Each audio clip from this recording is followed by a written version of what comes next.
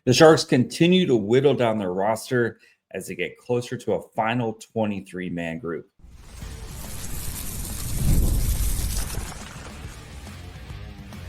You're Locked On Sharks, your daily podcast on the San Jose Sharks, part of the Locked On Podcast Network, your team every day.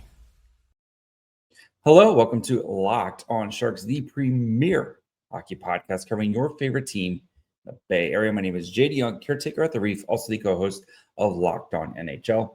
I want to thank you for making Locked On Sharks your first listen, proudly part of the Locked On Network. We cover your team every day. And if you want to be an everyday, all you have to do, just follow along wherever you get podcasts. And of course, you can watch on YouTube as well. And today we're going to get caught up on some transactions as the Sharks continue to try to get closer to their 23-man roster. Look at the decisions still left to be made as the Sharks, again, try to get that final roster before Monday afternoon. And my final 23-man projection of who I think makes the Sharks opening night roster, which will, of course, get thrown away in like 2 minutes as transactions continue to happen throughout the season. So before all that, do want to let you guys know today's episode is brought to you by FanDuel. Download the FanDuel app now by visiting FanDuel.com and win $300 in bonus bets if your first $5 bet wins.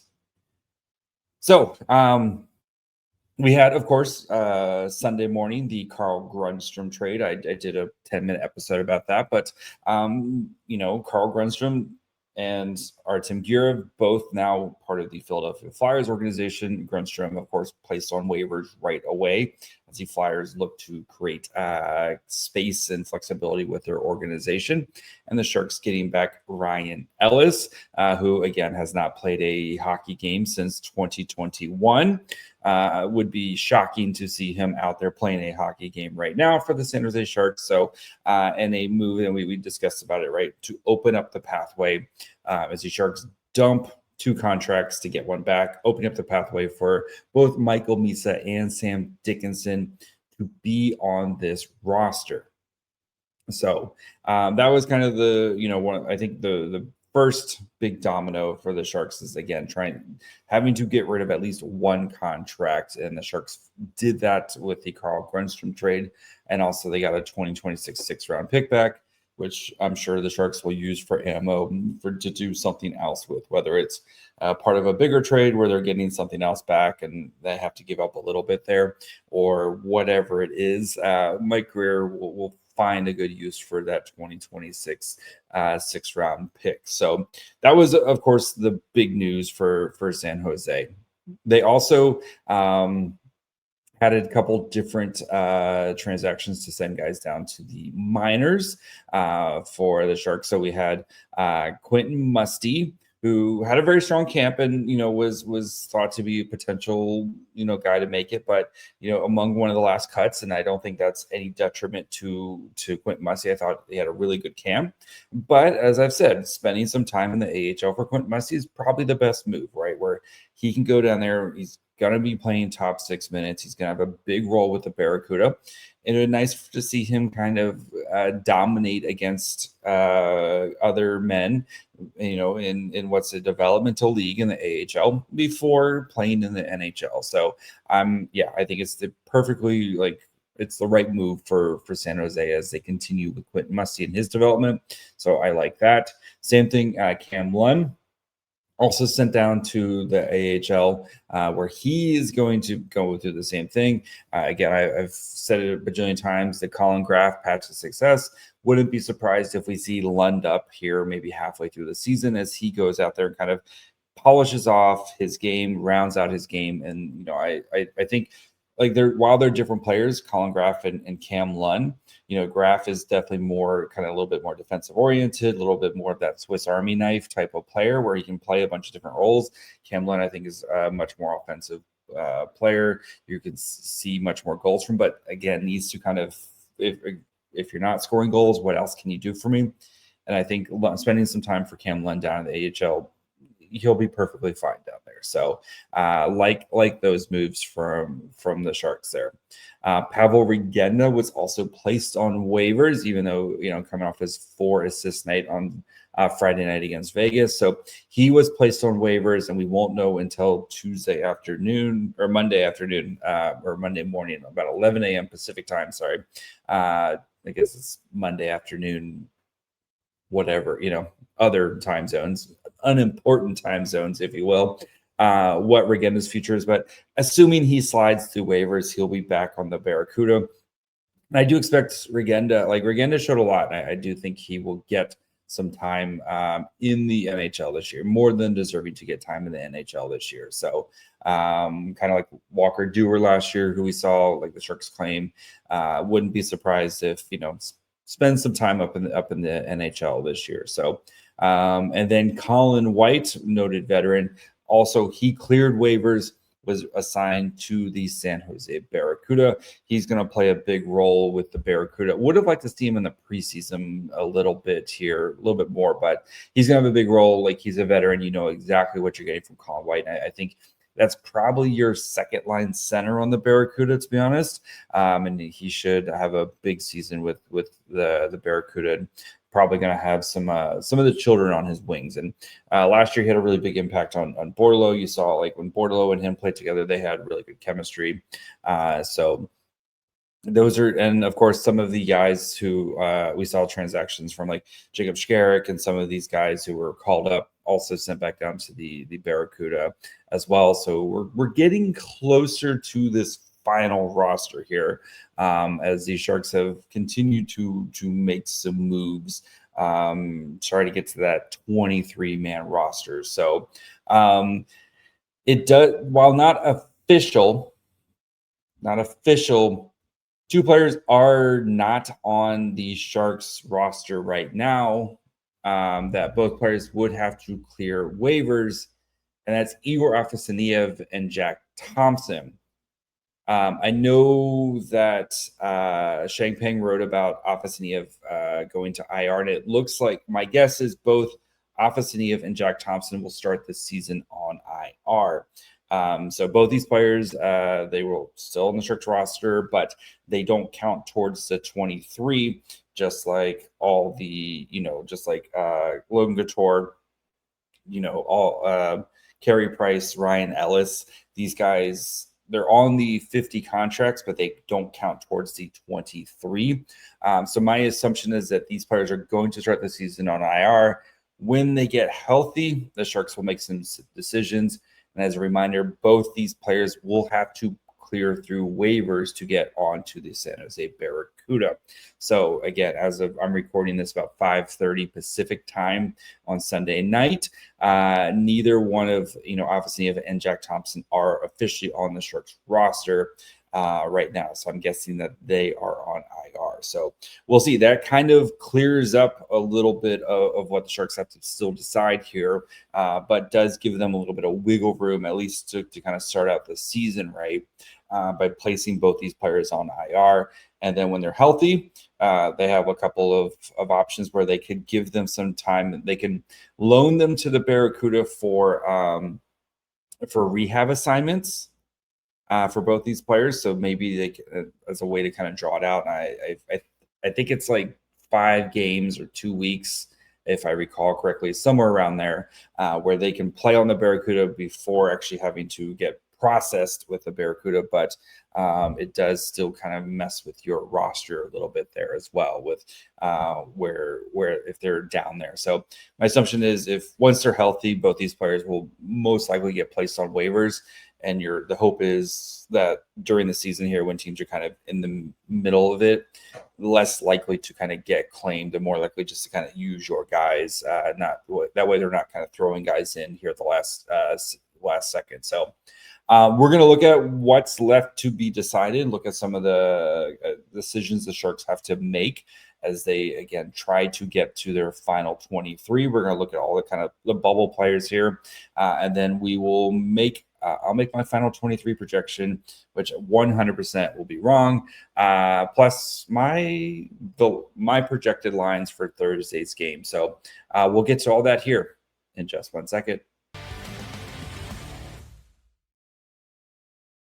Most people can't name all their financial accounts or even what they're worth, whether it's 401ks, properties, or investments. And when you don't have the full picture, you can end up leaving money on the table. That's why there's Monarch Money. It's an all-in-one personal finance tool that brings your entire financial life together in one clean, easy-to-use interface on your laptop or on your phone. Monarch is built for people with busy lives. If you put off organizing your finances, Monarch is there for you. Monarch does the heavy lifting for you. You can link all your accounts in minutes, see clear data visuals, get smart categorizations of your spending, and finally feel control of your money without ever touching a spreadsheet. It's like your own personal Puckpedia. And the great thing about it too is if maybe you and your partner have separate accounts but are working towards a shared goal, whether it's buying a house, buying a car, or just your next adventure, they make it super easy to work together while also still keeping your money your money. Don't let financial opportunities slip through the cracks. Use code LOCKEDONNHL at monarchmoney.com in your browser for half off your first year. That's 50% off your first year at monarchmoney.com with code LOCKEDONNHL. All right, before we continue, do of course want to thank you for making Locked On Sharks your first listen today.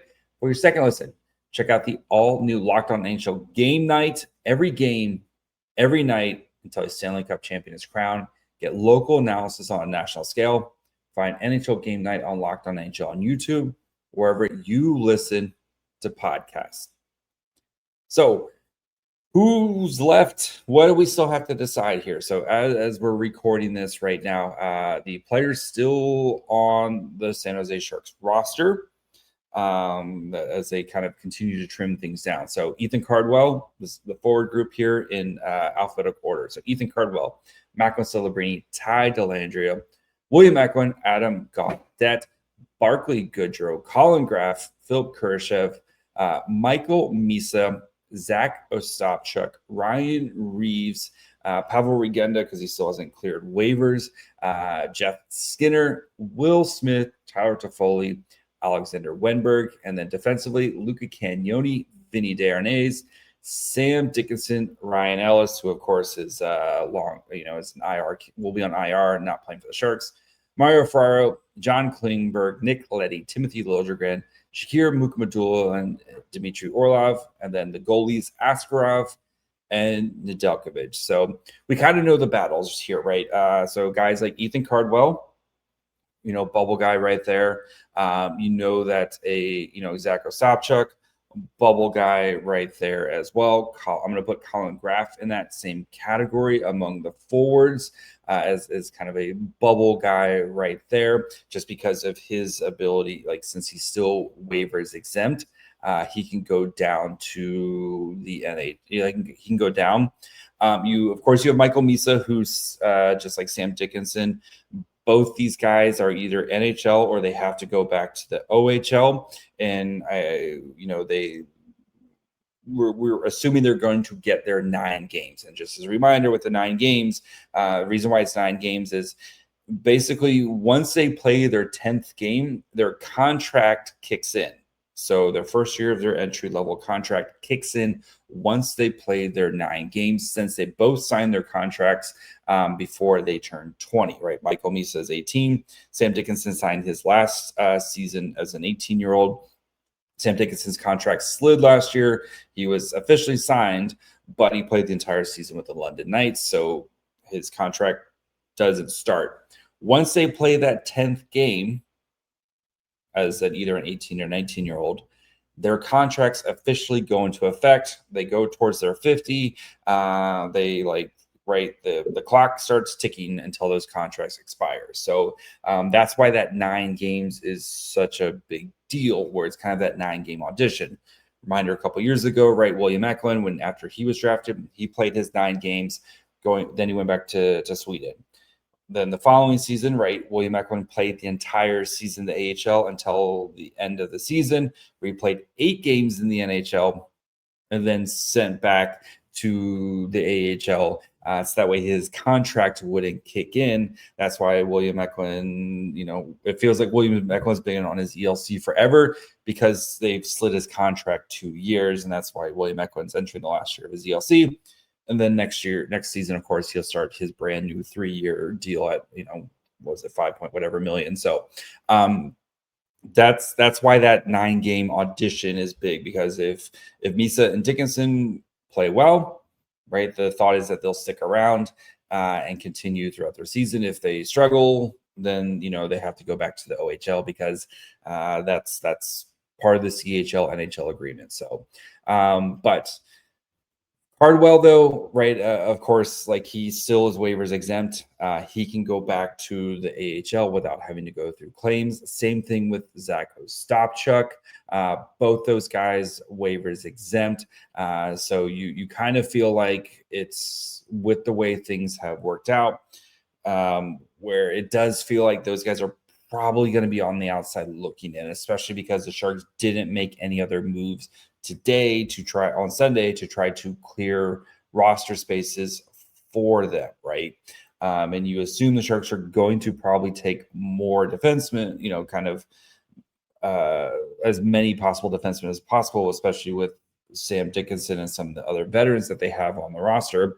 It does feel like, unfortunately for these guys who are waivers exempt, they're probably on the outside looking in. Now, if the Sharks had put a guy, like Ryan Reeves or somebody else like that, like a Reeves or Dellandria would be the two that you'd most likely pick. If they put them on waivers on Sunday, assuming that they would, with the hope that they clear on Monday, then they could sign those guys to the Barracuda on Monday. That would probably have signified that a guy like Cardwell or a guy like Ostapchuk is making the roster. But since they didn't do anything else other than put Pavel Regenda, unfortunately, that's probably where we're going to be at.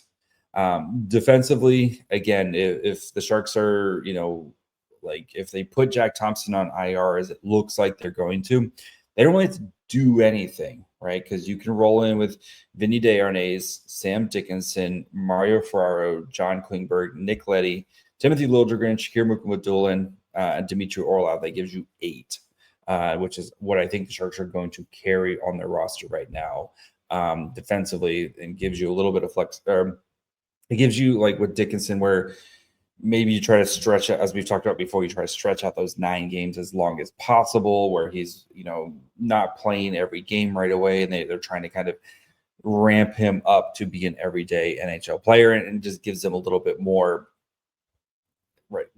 time to decide on Sam Dickinson. And that would be my guess right now.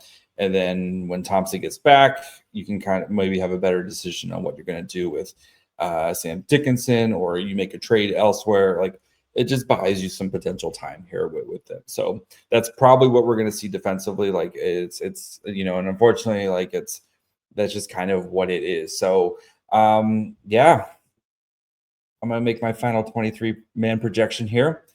Give you all my forwards, give you who's on IR, give you who's out for the season, and plus my roster, my guess at a roster for Thursday when the Sharks play the Vegas Golden Knights to start the season. So we'll get to all that here in just one second.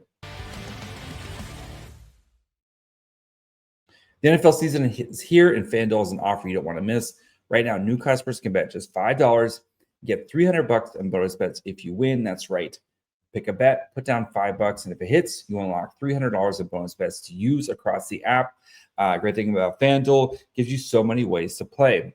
They've got parlays where you can think a bunch of things are going to happen, whether in a game or just a bunch of different games. Player props. If you bet the Darren Waller touchdown, you're probably feeling really good. I've told you about it all week. What does Darren Waller do on Sunday?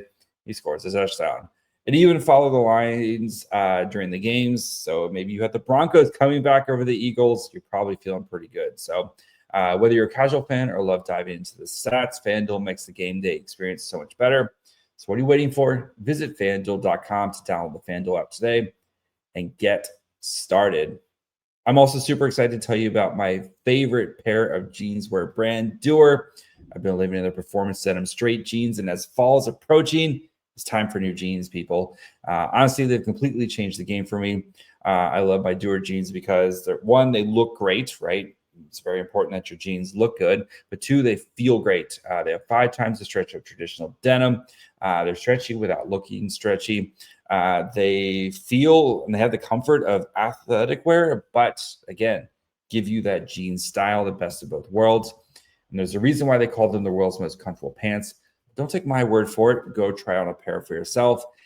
Duer just opened a store in Hayes Valley. You can feel the difference firsthand. Go check them out on 567 Hayes Street. Mention our promo code LOCKEDONSF in store to get 15% off your first order. Or check them out online at shopduer.com/LockedOnSF for 15% off. That's shopduer.com/LockedOnSF.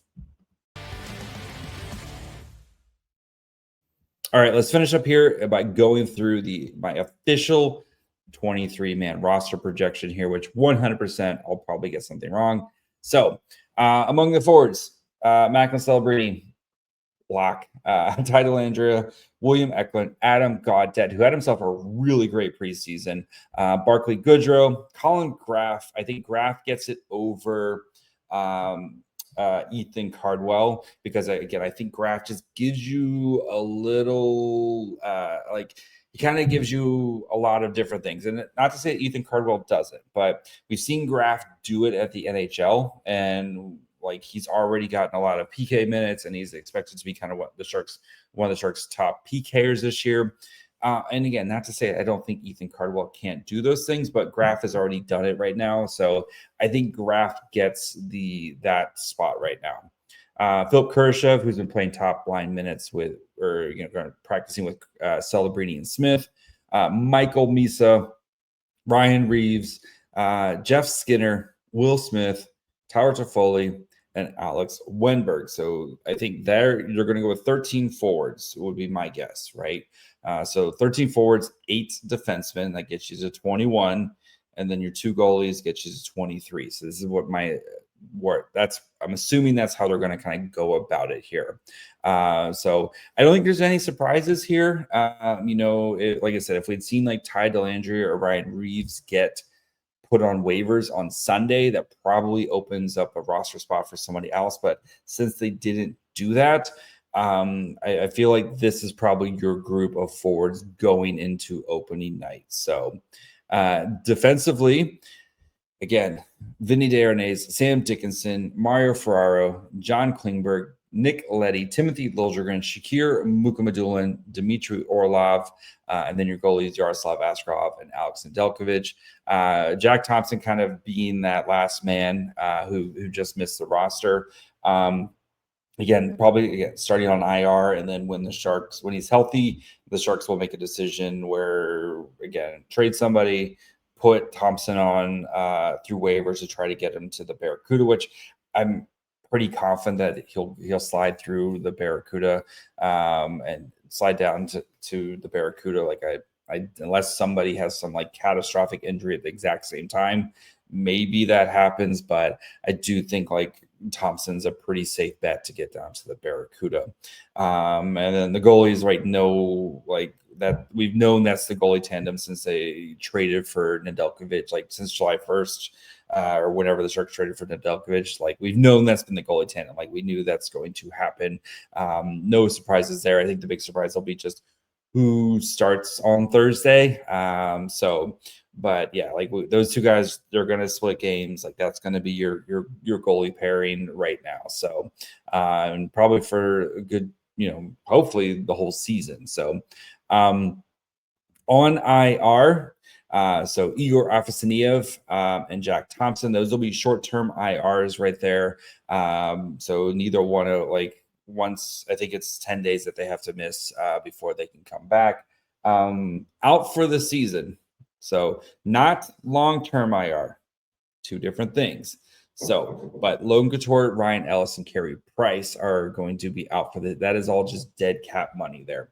And as a reminder, kind of quick difference between LTIR and IR. So LTIR, if you have guys on there, basically you cannot accumulate cap space for the trade deadline, right? And basically right now, it's a quick reminder, money that you are under the cap space for that day. So if what's the cap, whatever the cap is right now, 93 million or whatever. So whatever money you are under the cap basically kind of just adds up. and every day. So right now, the Sharks are projected deadline. They have $2.9 million of cap space right now. It's 95.5. Their deadline space right now is 13 million. So they could basically bring in $13 million worth of contracts at the deadline. Not that the Sharks are going to do that, but for teams that like are, playoff caliber teams, they try to save up that money. That way they can add a big player, right? If you're an LTIR, you don't get to save that money, right? You're basically kind of, with LTIR, you are over your limit of your cap space, and you use this dead cap as like kind of a buffer. But the drawback, like, so you can go over your cap space, but you can't save it. And now with the new LTIR rules, where you're only allowed to, if guys are on LTIR for short term, you can only spend up to, it's about $3.9 million in cap space if a guy's expected to come back. If a guy's out for the season, you can use like their full cap space. So they did change the rules there a little bit. So like if the Sharks really wanted to, like they could put Ryan Ellis, Logan Couture, and Carey Price on LTIR. And they would be able to spend like trying to do quick math here, like $25 million over the cap. But the Sharks don't need to do that, right? Like they can just utilize their cap space because they're not close to be like the $3 million away from the cap ceiling, and two, you expect them to be shipping out contracts, not bringing contracts in this year. So no need to do that. But anyway, here is my game day lines for Thursday. So Kurashev, Celebrini, Will Smith as line number one, William Eklund, Michael Misa, Tyler Toffoli as your second line, Jeff Skinner, Alex Wenberg, Collin Graf on the third line. Really love that third line right there. Barkley Goodrow, Adam Gaudette, Ty Dellandria, and you could switch Dellandria with Reeves either way. It doesn't really matter. But like Dellandria, I thought had a pretty good preseason, and not that Ryan Reeves didn't either, but again, you're splitting hairs here. It doesn't really matter. So defensively, Dmitry Orlov, Shakir Mukhamadullin, Mario Ferraro, John Klingberg, Sam Dickinson, Timothy Liljegren. So that would put Reeves, Leddy, and then Vinny Desharnais, as your healthy scratches. And then I think Nedeljkovic starts on Thursday over Askarov. Nedeljkovic was great this preseason, and I think you reward a vet like that. So again, doesn't matter. People don't remember who, you don't really remember who started, who was the starting goalie the opening night like 2 years from now. So it doesn't matter. But anyway, that's what I think. We'll see. We'll react, see how right I was on Monday night. See if the Sharks make any other trades, do anything else to try to clear up some space, or at least clear up some more contracts, as I think they should try to clear at least one more contract, give them some flexibility when it comes to waivers. But we'll see what Mike Grier does to get to his 23-man roster. So make sure you're following along wherever you get podcasts. And, of course, you can watch on YouTube as well. Follow the show on Twitter, Facebook, Instagram, and on TikTok at Locked On Sharks. Follow me on Twitter and Blue Sky at MyFryhole. Until tomorrow, bye, friends.